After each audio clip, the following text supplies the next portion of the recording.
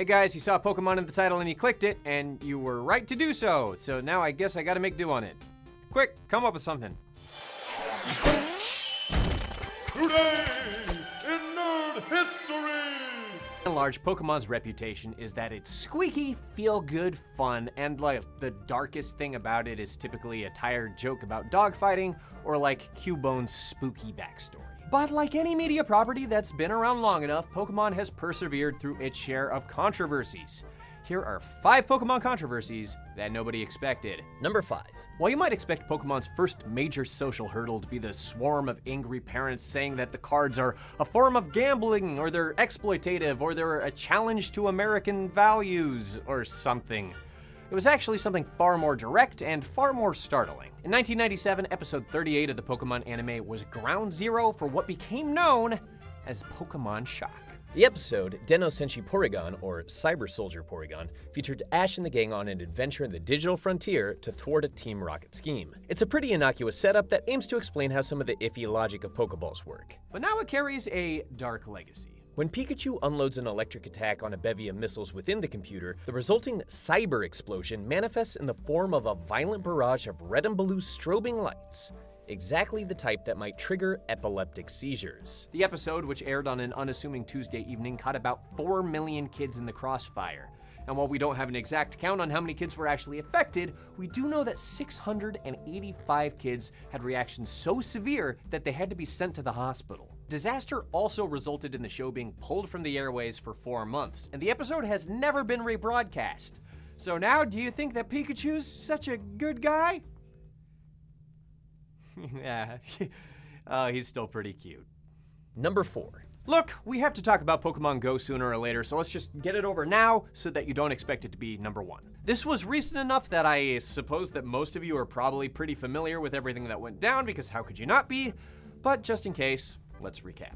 Let's see, Pokemon Go was a hyper-addictive alternate reality game for mobile devices in which players traverse their actual environments to collect Pokemon, and if you weren't one of the people playing it a little bit or a lot of it for casual fun, maybe you're one of these people. The guy in Singapore who got fired from his job for calling Singapore a f***ing piece of shit country for the game not being available in his region yet, the robbers who used beacons at Pokestops to lure in potential victims, the other countless robberies of people who blindly followed the game, the 2 guys who fell off a cliff while trying to catch some sweet mon, the child abandonment, the guy who was attacked in a park with a straight razor because a stranger thought he was recording him with his phone. Sounds like maybe he should have been recording him. The teens who got shot at by a homeowner who assumed them to be thieves. The drivers who crashed while playing the game in their cars. The driver who was arrested for deliberately hitting someone because they were playing the game in the road. The player who jumped a fence near a zoo's tiger enclosure to catch Pokemon. The stabbings, shootings, and other deaths that we probably really just shouldn't get into because they're just gonna bum us out. I mean, too late, though. I'm bummed out. Let's keep moving. Number 3. Israeli stage magician Uri Geller is an interesting guy. Beyond being best friends with Michael Jackson and being a self-proclaimed psychic, he was also a pioneer of spoon bending as an illusion. This trick became so popular, so singularly associated with psychic ability, that if you're not familiar with Uri Geller by name, you've probably seen his influence in things like The Matrix. But Geller's other main trick, it's lawsuits, baby. The guy loves them. The only thing he loves more than bending spoons is bending his wallet when it's stuffed full of lawsuit cash. Or I mean, that would be the case if he ever won lawsuits. Never missing a chance to bring somebody to court, Geller found a great opportunity in 2000 while touring Japan, when he encountered a certain psychic type named Kadabra. The Pokemon, Geller claimed, was an unlicensed parody of himself, designed to appear as an evil Nazi dog monster and turn children against him, of course. His reasoning was that the katakana for Kadabra's name, which is Youngerer, is visually similar to a translation of Uri Geller's own name. This coincidence, along with a few other classic psychic symbols that the Pokemon happened to brandish, were enough for the stage magician to demand $80 million in damages from Pokemon. While this goofy lawsuit went about the way that you'd expect it to, it's worth noting that since the lawsuit, Kadabra has appeared in neither the Pokemon anime nor card game. So how about that? Another great thing to come from this, though, is possibly the greatest sentence that anyone has ever uttered with a straight face. Nintendo turned me into an evil, occult Pokemon character. I wish we could all be so lucky, Yuri. I wish we could all be so lucky.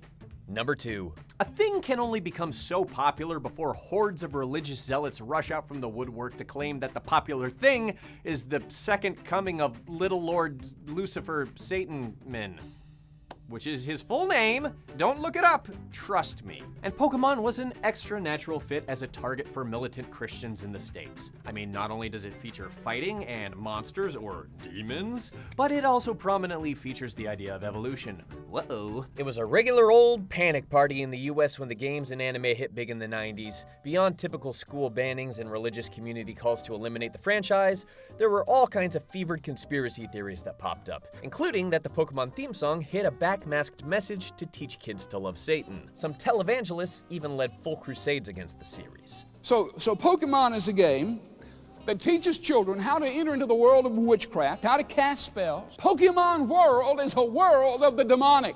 I mean, frankly, as someone who is always more into Magic the Gathering than Pokemon, this is actually, pretty appealing to me. That sounds pretty good. I assure you that demons take it quite seriously.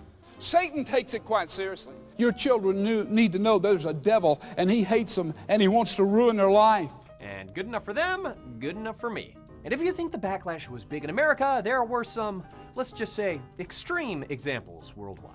In 2001, the Grand Mufti of Saudi Arabia issued a ban on the game and all related merchandise, claiming that the series promoted Zionism, Freemasonry, evolution, and gambling. And he may not be entirely wrong about the last one, but still. While this all might seem like distance in the past type of stuff, recently the clerical body reissued the ban.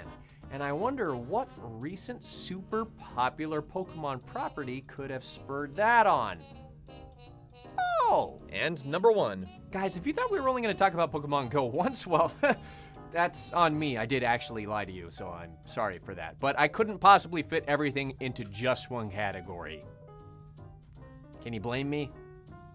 With this face?